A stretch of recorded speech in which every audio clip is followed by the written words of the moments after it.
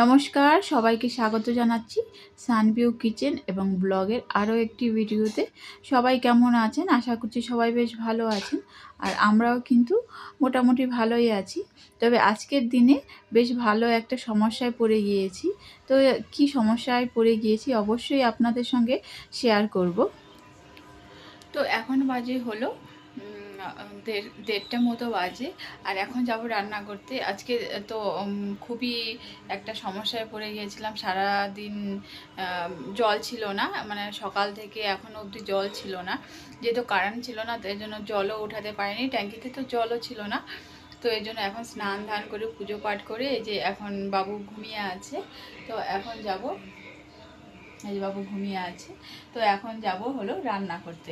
আর যেহেতু টাইম নেই, দেড়টা বাজে, প্রায় দুটোর কাছাকাছি হয়ে গেছে, তো খুব তাড়াতাড়ি করে দেখা যাক কিছু একটা রান্না করে নেব। আর চটজলদি রান্নাটা করব, যেহেতু সময় খুব হাতে অল্প। তো এই জন্য এই যে আমি এখান থেকে ফ্রিজ থেকে মাছ বের করে নিয়েছি। আর এখানে ভাত বসিয়ে দিয়েছি, এখানে ভাতটা হচ্ছে। আর এই যে ফ্রিজ থেকে মাছ বের করে নিয়েছি। তো চলো তোমাদের সঙ্গে শেয়ার করি আমি এখন কি কি রান্না করছি, একদম শর্টকাটে কি কি রান্না করছি। তো আগেই তো বলেছি একদম শর্টকাটে রান্না করব। তো তার জন্য এই যে এখানে মাছ বের করে নিয়েছি। এখানে মাছ দিয়ে দই কাতলা করব, কাতলা মাছ নিয়েছি। এখানে মাথা নিয়েছি, একটা মাথার দুটো টুকরো করে নিয়েছি দুপাশ। আর তার সঙ্গে 3 পিস মাছ নিয়েছি। আর এই যে এখানে ভেন্ডিটাকে জলের মধ্যে এই যে ভিজিয়ে রেখে দিয়েছি। এই ভেন্ডিটা সেদ্ধ দেব। আর যেহেতু দই কাতলা করবো এই জন্য দই, আর এখানে হচ্ছে আর আদা রসুন বাটা, সঙ্গে কাঁচা লঙ্কা। তো এইটাও আমি করে রাখি আগে থেকেই। আর এটা কাচের কৌটোতে আমি ফ্রিজে ভরে রাখি। তো আর এইখানে তো ভাত, এই যে তোমাদের দেখিয়েছি, ভাত তো হচ্ছেই।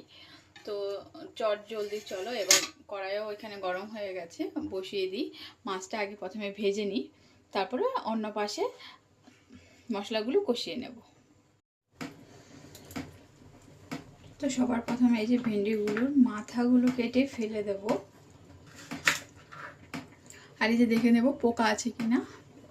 তো সমস্ত ভেন্ডি আমি এইভাবে মাথাগুলো কেটে দেব। আজকে রান্নাটা যত তাড়াতাড়ি সম্ভব করে নেব, আর যত শর্টকাটে হয় করে নেব। আর যেহেতু সময়টা খুবই কম, দুপুর হয়ে গেছে, 2টো নাগাদ বেজে গেছে। আর অয়ন্তিকাও কিন্তু চলে আসবে স্কুল থেকে, তার কিন্তু আবার টিউশনও আছে 4:30 নাগাদ। তো সে এসে ফ্রেশ হয়ে আবার খাওয়া দাওয়া করে টিউশনে চলে যাবে। তো এই জন্য কিন্তু রান্নাটা খুব শর্টকাটে আর খুব চটজলদি করে নেব। তো এই যে মাছগুলো কিন্তু যেহেতু ফ্রিজে ছিল, তো আরেকটু ভালো করে ধুয়ে নিয়েছি। ধুয়ে পরিষ্কার করে এর মধ্যে লবণ আর দেবো হলো হলুদের গুঁড়ো।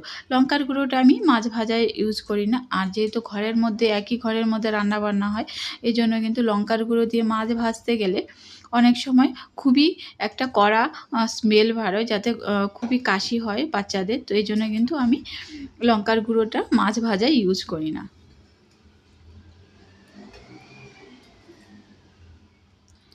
তো এই যে বেশ সুন্দর করে হলুদ গুঁড়োগুলো মাছের মধ্যে বেশ ভালো মতো করে মাখিয়ে নিলাম।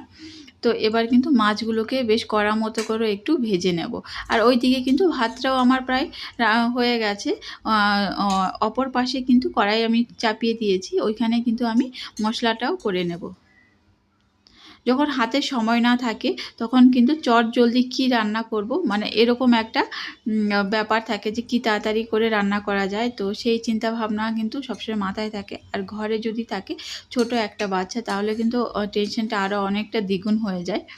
তো তার জন্য এই যে চটজলদি করে আমি যতটা সম্ভব তাড়াতাড়ি করা যায় করার চেষ্টা করছি। তো এখানে একটা টমেটো কেটে নিয়েছি মশলার জন্য, আর একটা পেঁয়াজকে দুটো ভাগ করে নিয়ে অর্ধেক ভাগ আমি টমেটোর সঙ্গে পেস্ট করে নেব। আর অর্ধেকটা কিন্তু আমি কুচো করে দই কাতলার মধ্যে দেব। এই দই কাতলার রেসিপিটা কিন্তু আমার চ্যানেলে কিন্তু আপলোড করা আছে খুব সুন্দরভাবে। আমি সেইখানে এক চিজ সুন্দর করে ধরে ধরে আমি দেখিয়েছি। তো যাদের প্রয়োজন এই দই কাতলার রেসিপি, তো তারা কিন্তু অবশ্যই আমার ওই ভিডিওটা দেখে রান্না করতে পারো।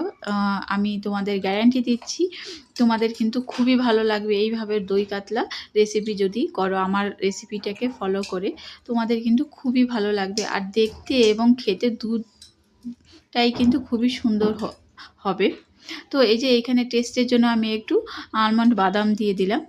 এটাও কিন্তু পেস্ট করে এই দই কাতলাতে আমি ইউজ করব। তো তেলটা তো কিন্তু গরম হয়ে গেছে, দিয়ে দিলাম তেজপাতা, দিয়ে দিলাম গোটা জিরে আর একটু পেঁয়াজ কুচি আর গোটা গরম মশলা দিয়ে এটাকে একটু হালকা মতো করে ভেজে নিয়ে এই যে আদা রসুন বাটা, এই জিনিসটা কিন্তু আমাকে রান্নার কাজে প্রচণ্ড হেল্প করে। আগে থেকে যদি আদা রসুন বাটা করা থাকে তাহলে কিন্তু সময় প্রায় রান্নার অনেকটা সময় বেঁচে যায়। কারণ এই রসুন খোসা ছাড়াতে আর আদা রসুনের পেস্ট বা এইগুলো বানাতেই কিন্তু আমাদের 10 থেকে 15 মিনিট এখানেই চলে যায়। তো এর জন্য কিন্তু আমার যে বাবু হয়েছে সেই থেকেই আমি এই আদা রসুন আর কাঁচা লঙ্কার পেস্টটা কিন্তু আমি বানিয়ে একটা কাচের কৌটোতে ভরে ফ্রিজে রেখে দিই। এটা কিন্তু প্রায় 1 সপ্তাহ মতো খুবই ভালো থাকে আর রান্নায় কিন্তু খুবই হেল্প করে আমাকে। তো তোমরাও কিন্তু এই টিপসটা অবশ্যই ট্রাই করতে পারো। এইভাবে আদা রসুন পেস্ট কিন্তু বানিয়ে ঘরে রেখে দিয়ে তোমাদের যখন খুশি তখন কিন্তু বের করে এটা ইউজ করতে পারো। তো এইখানে এই যে সমস্ত মশলা কিন্তু দিয়ে দিয়েছি, দিয়ে মশলাটাকে বেশ ভালো মতো করে কষিয়ে নিয়ে জলটা যেই শুকিয়ে গেছে এর মধ্যে দিয়ে দিলাম আমি গোলমরিচের গুঁড়ো, দিয়ে দিচ্ছি জিরে ধনিয়ার গুঁড়ো আর লাল লঙ্কার গুঁড়ো, তার সঙ্গে একটু হলুদ গুঁড়ো। হলুদ গুঁড়োটা তোমরা ইচ্ছে হলে দিতেও পারো, নাও দিতে পারো, কারণ যেহেতু দই কাতলা অনেক সময় সাদা পছন্দ করে, অনেকে একটু কালারফুল পছন্দ করে। আমার কিন্তু একটু কালারফুলই ভালো লাগে বলে আমি এই হলুদ গুঁড়োটা দিয়ে থাকি। তোমরা এটা স্কিপ অবশ্যই করতে পারো। তো মশলাটা কিন্তু আরেকটু বেশ ভালো মতো করে কষিয়ে নিয়ে নেব। আর এই দিকে এই যে মাছ ভাজাগুলো কিন্তু আমি ভেজে নিয়েছি। তো এই দিকে মশলাটা বেশ ভালো মতো করে কষিয়ে নিয়ে এবার গ্যাসের ফ্লেমটাকে একদম আমি বন্ধ করে দিয়েছি, দিয়ে দইটাকে মিক্সিং জারে বেশ ভালো মতো করে ফাটিয়ে নিয়েছি। নিয়ে এবার এই দইটাকে এইভাবে আমি একদম ঠান্ডা কড়াইতে দইটাকে মিক্স করে নেব। তা না হলে গরম কড়াইতে যদি দই দেওয়া যায় তাহলে কিন্তু দইগুলো ফেটে যাবে, আর ফেটে গেলে কিন্তু খাবারের বা মশলার যে টেস্টটা সেটা কিন্তু চলে যায়, অতটা আর ভালো লাগে না। তো তারপরে এবারে এর মধ্যে দিয়ে দিচ্ছি আমি পরিমাণ মতো লবণ। তো এখানে কিন্তু আরেকটা জিনিস হচ্ছে, তোমরা কিন্তু অবশ্যই একটু সামান্য পরিমাণ চিনি ইউজ করবে, কারণ দইতে কিন্তু অনেক বেশি একটা টক ভাব থাকে। তো তার জন্য কিন্তু একটু ব্যালেন্সটাকে আনার জন্য অবশ্যই আধা চামচ, যার যেরকম মানে চিনিটা মিষ্টিটা পছন্দ সে সেই মতো কিন্তু ব্যবহার করো। আর একটু দিয়ে দিলাম আমি ঘি। এখানে কিন্তু বাড়ি থেকে এই ঘিটা আমি আনিয়েছি। ঘিটা কিন্তু খুবই সুন্দর, একদম দেশি গাইয়ের ঘি। আর ফ্লেভারটা কিন্তু অসাধারণ, এই ঘিটার টেস্টটাও কিন্তু খুবই ভালো। তো তারপর এই যে আমি মাছগুলো দিয়ে একটু পরিমাণ বেশি জল দিয়ে দিয়েছিলাম, দিয়ে মাছটাকে বেশ ভালো মতো করে ফুটিয়ে নিয়েছি। আর এইভাবে মাছটা যদি ফোটানো হয় তাহলে কিন্তু মাছের ভেতরে মশলাজার যে টেস্টগুলো, টক ঝাল মিষ্টি, তারপর হচ্ছে মশলার যে ফ্লেভারগুলো সেগুলো কিন্তু খুব সুন্দরভাবে মাছের ভেতরে ঢুকে যায়। তো এর জন্য অবশ্যই একটু ঝোল দিয়ে মাছটাকে ফোটানোর চেষ্টা করবে। আর এই যে দই কাতলার যে কালারটা দেখতেই পাচ্ছ কতটা সুন্দর হয়েছে, তোমরা তো কালার দেখতে পারবে আর টেস্টটা অবশ্যই পাবে যদি এইভাবে দই কাতলাটা ঘরে বানাও। আর এখনকার দিনে তো সমস্ত রান্নাই মোটামুটি সবাই পারে। তো তারপরেও বলবো যে এইভাবে যদি আমার রেসিপিটা ফলো করো তাহলে কিন্তু দই কাতলার টেস্টটা অনেকটাই ভালো হবে। আর এই যে রান্না করতে করতে ওয়ালের কি অবস্থা হয়েছে, কড়াইয়ের চারিদিকটা তেল ছিটে পড়ে একদম হলদে ভাব হয়ে গেছে। তো রান্নার পরে এইগুলোও কিন্তু একটা পরিষ্কার করার একটা ঝামেলা থাকে, মোটামুটি 5-7 মিনিট এইখানেই টাইম চলে যায়। তো রান্না করতে করতে এদিকে আমার অর্ণববাবু ঘুম থেকে উঠে গেছে, তো সে কিন্তু চলে এসেছে আমার কোলে। আর রান্নাটা কমপ্লিট তো হয়েছে, কিন্তু আমি রান্নাঘরটা এখনও পরিষ্কার করতে পারিনি। আমার বাবু উঠে গেছে। তো সে তো ক্যামেরা দেখলে প্রচণ্ড খুশি হয়, সে কিন্তু বেশ ভালো এনজয় করে ক্যামেরার সামনে আসলে পরে। তো তাকে নিয়ে এই যে আমি একটু বাইরে চলে আসলাম, যেহেতু ঘরে রান্না করেছি তো একটু তেল মশলার গন্ধটা আছে, তো তাকে নিয়ে বাইরে এসেছি। আর এসেই দেখলাম যে তার দিদি স্কুল থেকে চলে আসলো। এই যে বাবু তার দিদিকে একটু দেখে একটু রিয়াকশন করলো। তো সে কিন্তু খুবই খুশি তার দিদিকে দেখে। আর অয়ন্তিকা কিন্তু এই যে এবার ফ্রেশ হতে চলে গেল।